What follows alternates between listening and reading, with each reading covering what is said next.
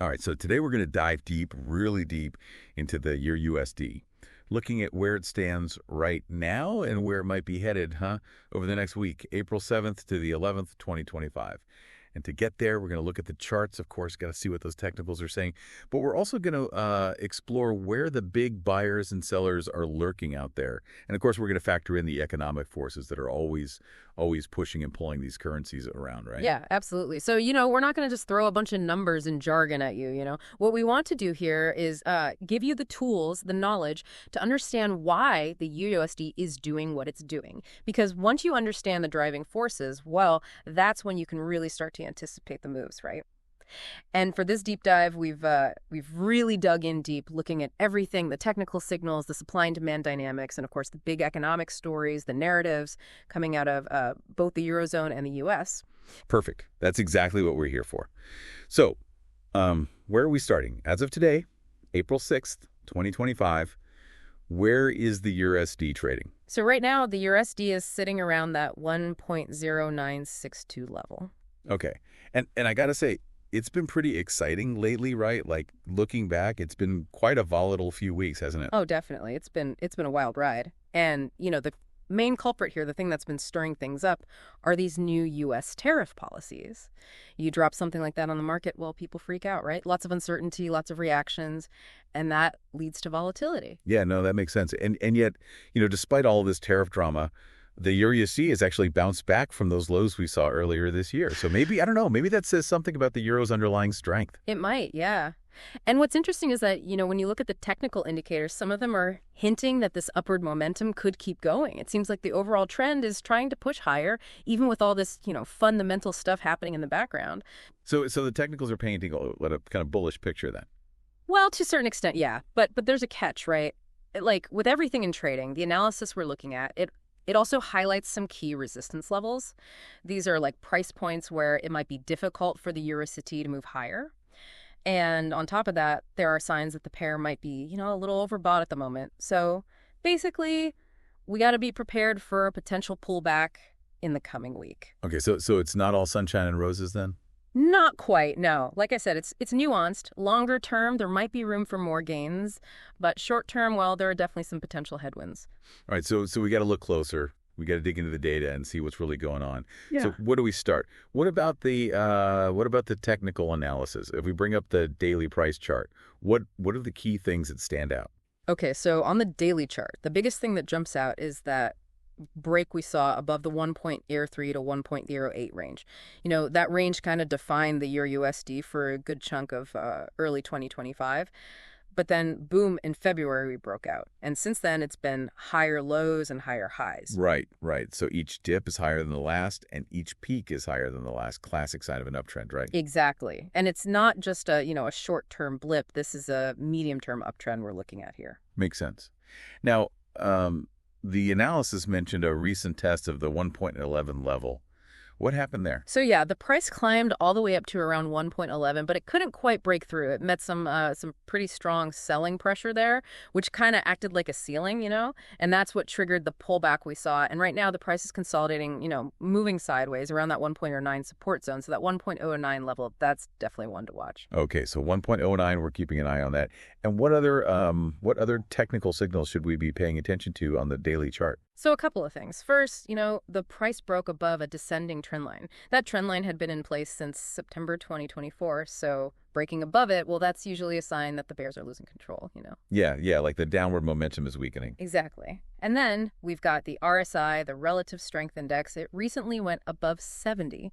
Now, an RSI above 70, that often means things are getting a little too hot, like the buyers might be getting a bit overexcited. So basically it's a warning sign like, hey, things might be due for a correction. Exactly. But we can't just rely on one indicator, right? We got to look at the whole picture. And the fact that the price is trading above all the major moving averages, especially the 20-day SMA, that's around 1.0850, that's still a good sign. That 20-day SMA, it's acting as dynamic support, like a moving floor that's supporting the price.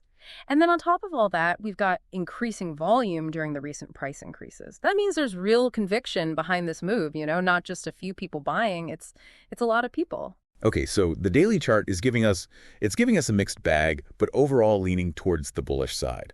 Now let's zoom in a little. Let's switch to the 4-hour time frame. What's happening on that shorter time horizon? All right, so on the 4-hour chart, what we really see is that recent surge higher, the one from the March lows, and then that pullback we were just talking about. What's cool here is that we might be seeing a bull flag pattern forming. A bull flag. For our listeners who might not be chart wizards, can you break that down a little? What is a bull flag and why should we care? Sure. So picture this. You've got a strong upward move, like a flagpole, right? And then the price starts to move sideways, kind of like it's taking a break, and often in a slightly downward channel, like a flag. That's your bull flag. And these patterns, they often show up when an uptrend is taking a pause, And the idea is that once the price breaks out of that flag, that upward move, it's likely to continue. So if we can hold above the key support levels within this flag, well, we might see another push higher. Okay, so we got to see if we can hold those support levels. All right, so this consolidation we're seeing, it might actually be a setup for even higher prices. Yeah. But you said there were a couple of things on the 4-hour chart that weren't quite so optimistic. Yeah, so first we've got the MST histogram. That's a tool that shows us the momentum of a trend. And right now it's showing that the bullish momentum is fading a bit. Basically, the strength of the upward move is weakening. And then we've got the MACD lines themselves. They're converging below zero, and that can sometimes be a sign that a shift towards bearish momentum is coming. Okay, and I think I remember the analysis also mentioned that an ascending trend line was broken on this time frame. You got it. So yeah, that trend line had been supporting the latest bullish wave, but it broke. And a break like that, well, it can mean that the sellers are starting to gain some ground, at least in the short term. And one level we got to watch closely is the 23.6% Fibonacci retracement level. That's at 1.0734. If that level breaks, well, we could see a deeper pullback. Okay, so the 4-hour chart, it's giving us a bit of a mixed signal then, huh? We've got that bull flag that could lead to higher prices. Yeah. But But we've also got signs that the momentum is weakening. And that 1.0734 level, that's the key support we got to hold. Yeah. Now, I'm curious, what about the 1-hour time frame? What's going on there in the very short term? Right. So on the 1-hour chart, what really stands out is how choppy it's been, like all that volatility after the price shot past 1.10.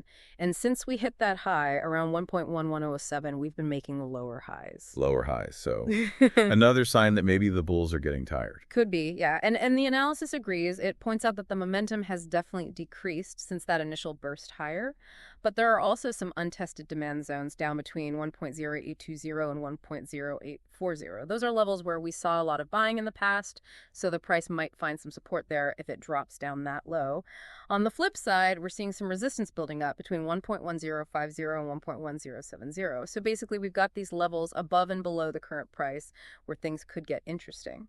Okay, so the 1-hour chart it's basically a bit of a wait-and-see situation then. Yeah. For now, yeah. The hourly RSI is right around 46, which is pretty neutral. So the price could really go either way in the short term.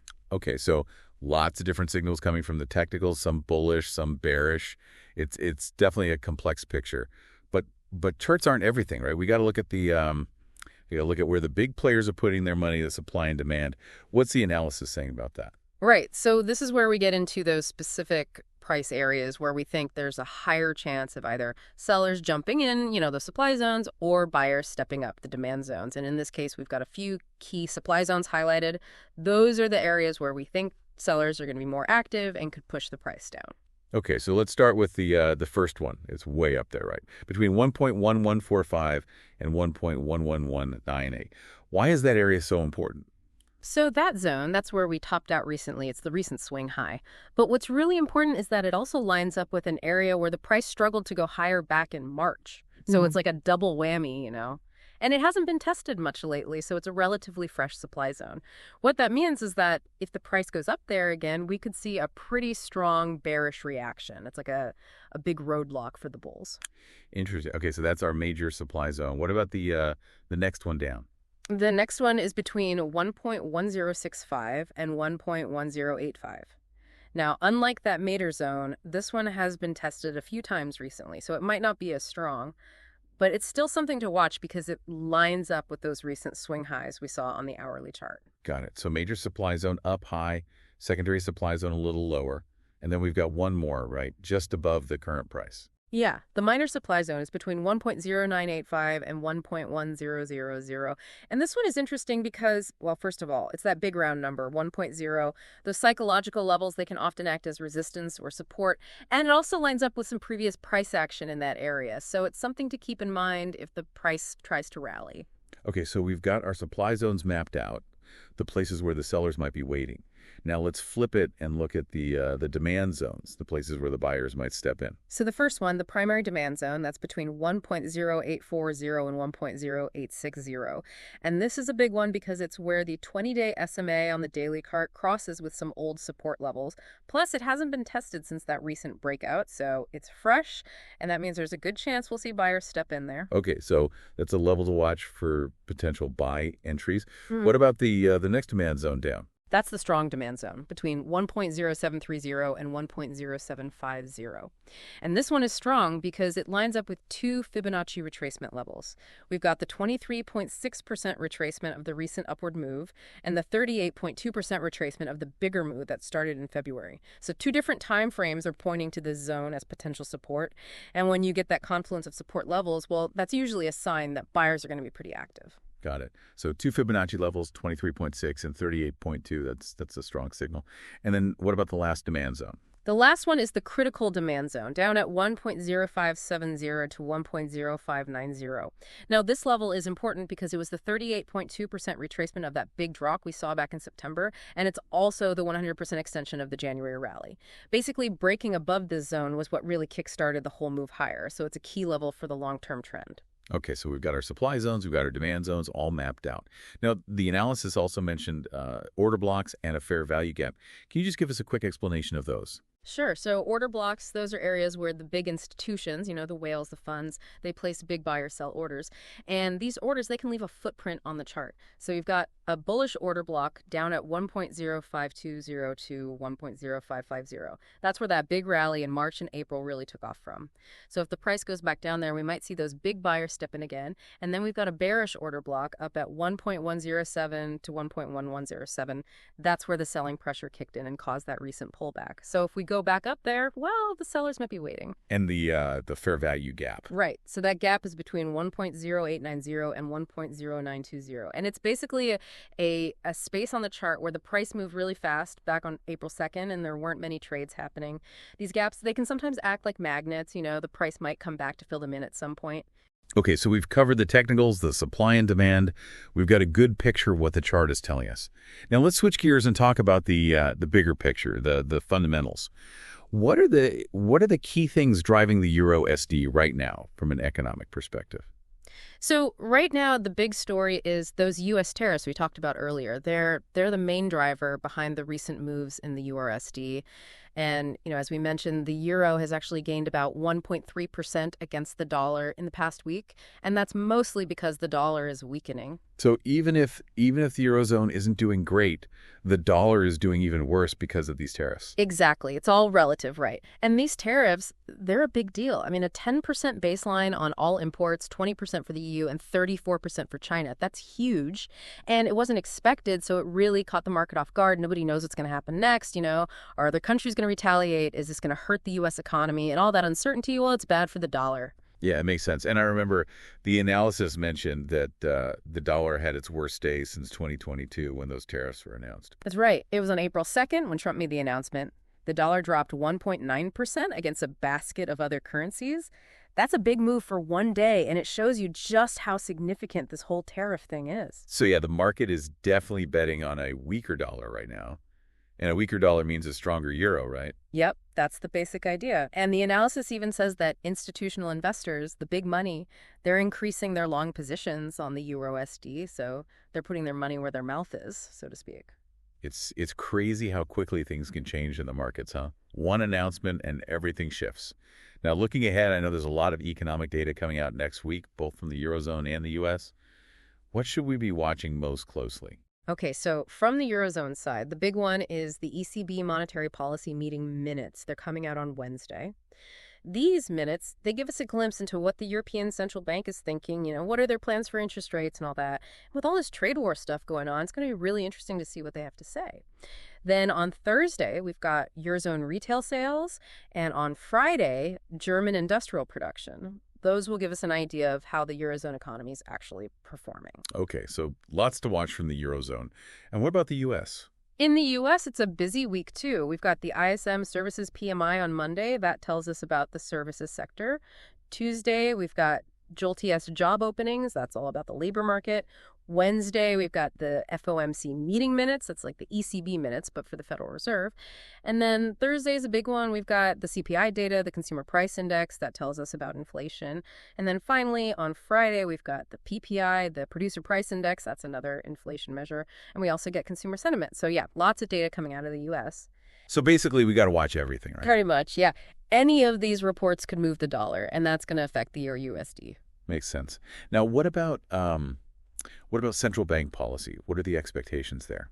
So the expectation is that the ECB, the European Central Bank, they're going to stay pretty cautious, especially with these tariffs and the potential for a trade war. It could really hurt the Eurozone economy, especially exports. So they're going to want to wait and see how things play out. On the other hand, in the U.S., there's a lot of talk about the Fed cutting interest rates, maybe even multiple cuts this year. Interest rate cuts. Why would they do that? Well, the tariffs, they could hurt the U.S. economy too, right?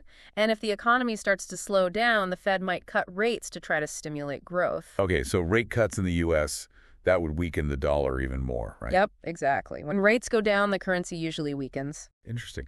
Now, let's go back to the technicals for a minute. I know we talked about the RSI being overbought. Are there any other technical signals that are worth mentioning now that we've talked about all this other stuff? Yeah, so on the 4-hour chart, the RSI is actually neutral now, but the MACD histogram, it's still showing fading momentum. And those MACD lines, they're still converging, so we could see that bearish crossover soon. And that would be a bearish signal, Now, the Ichimoku cloud, that's actually starting to look a little bit bullish. The price is inside the cloud and the baseline is pointing up, but we need to see a clear break above the cloud to confirm that bullish signal. Okay, so mixed signals from the technical still. And one last thing, what about how the EUR/USD is moving in relation to other things, like other currencies or stocks? Are there any correlations we should be aware of? So the big one is the correlation with the DXY, the US dollar index. That's basically a measure of how strong the dollar is against a basket of other currencies. And the USD has a very strong negative correlation with the DXY.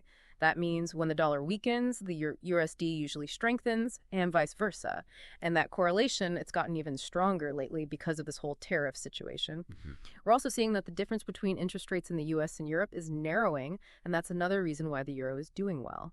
And then the correlation with stocks, that's actually weakened a bit recently. So right now, it seems like trade policy is driving the currency markets more than anything else. Okay, that makes sense. So we've covered a lot of ground here. We've looked at the charts. We've looked at supply and demand. We've talked about the fundamentals, the central banks, the correlations. Now, the big question, what's the outlook for the EUR/USD next week? And what kind of trading plan can we come up with based on all of this? So the bias is cautiously bullish, meaning we think the price is more likely to go up than down. But we got to be careful, right? The analysis suggests a trading range between 1.0730 and 1.1145 for next week. So not a huge move expected. And while the fundamentals are definitely supporting the euro, the technicals are saying we might see some consolidation or even a pullback before we go higher. So basically, we might get a dip to buy. Yeah, that's the idea behind the bullish scenario. That scenario has a 60% probability, so it's the more likely one. And the plan is to buy on a pullback to that primary demand zone, around 1.0840, 1.0860. We put our stop loss below that zone just in case. And then our targets are 1.1065 and 1.1145. Okay, and what about the bearish scenario? What if we're wrong and the price goes down? So the bearish scenario, it's got a 40% probability, so it's less likely, but we got to be prepared. And the plan here is to sell on a rally up to that secondary supply zone, around 1.1065, 1.1085. Stop loss goes above that zone. And then our targets are 1.0860 and 1.0730. Got it. So we've got our buy plan, we've got our sell plan. Now, what about what would make us abandon these plans? What are the invalidation levels? So for the bullish plan, if we get a daily close below 1.0730, that's it, we're out. That would mean the bears are really in control. And for the bearish plan, if we break above 1.1145 and stay above there, and the volume is strong, well, that means the bulls are too strong, and we got to abandon the short. Okay, so we've got our plans, and we know when to bail if things go wrong. And one last thing, the analysis mentioned position sizing. Can you touch on that quickly? Yeah, sure. Position sizing is all about managing risk. You never want to risk too much on any one trade. The rule of thumb is to risk no more than 2% of your account on a single trade. So if you've got a $10,000 account, your max risk on any trade is $200. That way, even if you have a string of losers, you're not going to blow up your account. Right. Protect the capital. So to wrap it all up, the euro USD, it's a bit of a puzzle right now, isn't it? We've got these tariffs pushing the euro higher, but the technicals are saying we might see a pullback first. So got to be careful. Got to watch those key levels. You got to keep an eye on the news. Exactly. And, you know, the point of this deep dive, it wasn't to give you a crystal ball or anything. It was to give you the tools to understand what's going on, you know, to see the technicals, the supply and demand, the fundamentals, and how it all fits together. And once you understand all that, well, you're in much better position to make your own decisions. Exactly. And, you know, one final thought for our listeners. We've seen how quickly things can change in the currency markets, right?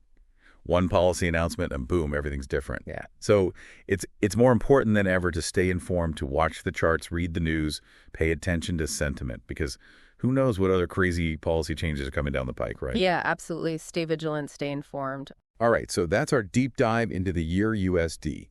Hopefully this has given you some food for thought. And for those of you who want to learn more about supply and demand, check out the YouTube channel Demand and Supply Zone. Lots of great content over there. Charts, explanations, all that good stuff. All right, thanks for joining us. We'll be back soon with another deep dive. See you next time.